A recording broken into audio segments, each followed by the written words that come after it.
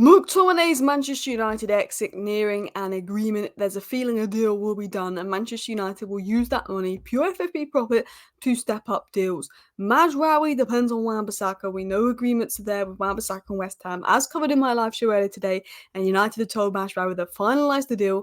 There's updates on Ligt, there's updates on Ugarte, there's updates on Manchester United's plans and workings, Yoro's injury, what game he's going to miss, and more. So hello and welcome back to Alice Talks Football, and welcome back to your 10-minute roundup, where I'm going to summarise all the Man United news that's coming today, particularly this evening, from credible sources in 10 minutes for you guys. Starting with Yoro's injury and the games he could miss. So the games he could miss is Manchester City, which is the Community Shield, and their Premier League games from Fulham all the way to West Ham in end of October. I mean, I'm hoping that he'd be back, hopefully right after the October international break for Brentford and West Ham, but that could be a push. You don't want to rush him back. I'd rather him miss 3 more games after West Ham and come back even later, just so he doesn't get injured again. But it's such a shame that he's out for a while, and they're the games he could miss.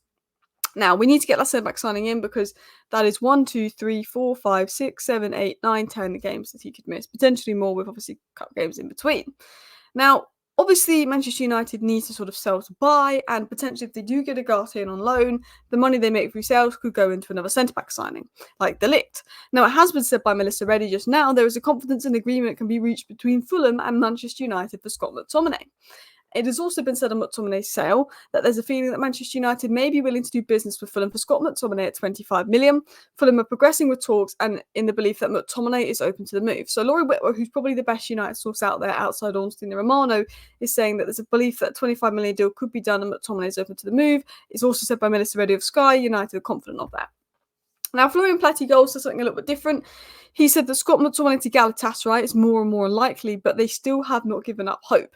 They are informed that Fulham is also pushing for him with concrete offers. However, there is a feeling that McTominay won't join Fulham and United is still demanding around £30 million.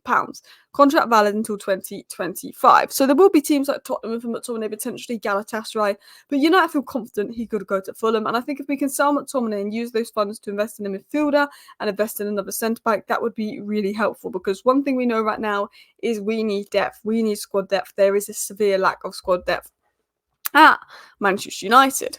Diving into the next story now, the next deal that's set to be done, the next deal that's set to be finalised is Mazraoui. We covered it in my live show earlier today that Wan Bissaka has reached an agreement with West Ham. It almost feels like this deal is coming to a close. It was said that Manchester United have informed Mazraoui that a deal will be finalised. The defender's now waiting the green light to leave Bayern's tour, but Manchester United essentially finalising this deal. I think Mazraoui will be the next signing in the door for United. And I think once McTominay is sold, if that happens, I think there's going to be some big progress with potentially Ugarte if PSG lower the fee, the Ligt and more. What else has been said on Mazraoui is the deal will be finalised. He's waiting to join the tour. Wan Bissaka's agreed to join West Ham, and it's only the last details to be settled between United and West Ham before we get the double here we go for that deal.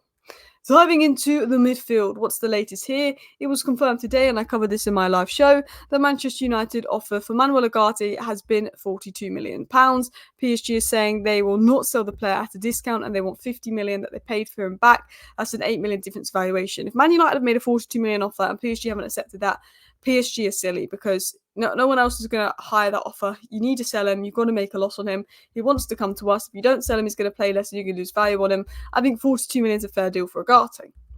However, it could be even cheaper than that. And there's obviously talk going on now that PSG are willing to accept a pay low deal for Manuel Ugarte with an option to buy included, and PSG would accept a loan deal from Man United for Ugarte as well. Now, if we don't get Ugarte, who are the alternatives? Jose Mourinho's Fenerbahce is interested in Amrabat, but he prefers a move back to United. He seems to be waiting for United again this summer to see what they're going to do. And I don't honestly know what we're going to do with Amrabat. I think it depends on funds. I think it depends on injuries and who we bring in, if I'm going to be honest. I don't mind Amrabat coming in as a second midfield signing, but not as a first. We need a midfielder plus Amrabat and Amrabat for depth, but I don't think just bringing Amrabat back would solve our midfield issues. It was said by Sports Zone that Manchester United are considering resigning Amrabat if they are unable to sign Manuel Ugarte. I do actually think our alternative to Ugarte is Yusuf Fofana and Subamende. As Duncan Castle said here, Manchester United have begun to look at alternatives to Ugarte. Subamende is an option, but he has a high release clause. PSG's Joey Veerman's a player being looked at, and discussions have taken place with Adrian Rabiot's agent. Burge is also an option being discussed, who almost certainly Burnley, and we know Fabian Ruiz is an option, but it's unknown if the player would want to join and what the price would be. So there is a lot of options being discussed. I mean, my option would just be go for Fofana.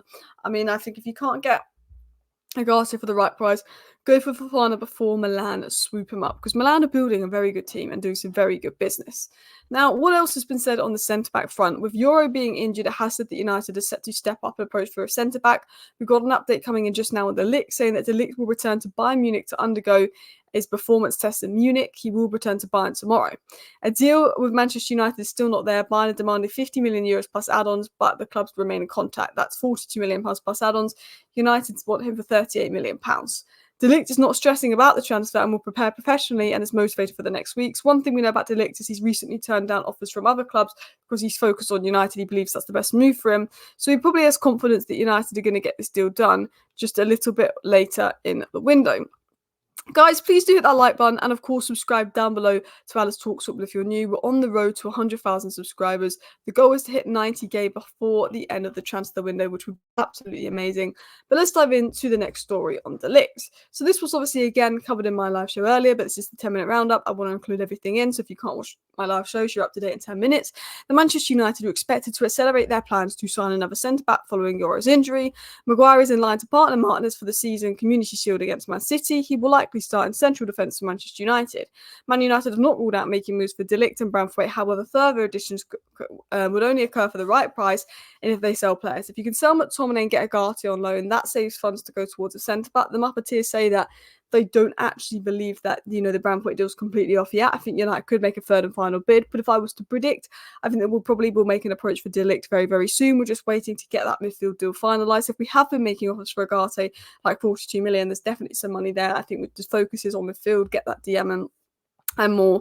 But obviously, we are kind of dependent on midfield sales. There's an expectation that Mejbri and Eriksson will leave United, but McTominay and Wan Bissaka are the closest sales. There's an expectation Lindelof will leave, Pulisic will leave as well. It's believed Maguire, Antony and Casemiro will stay at United despite them being open for offers.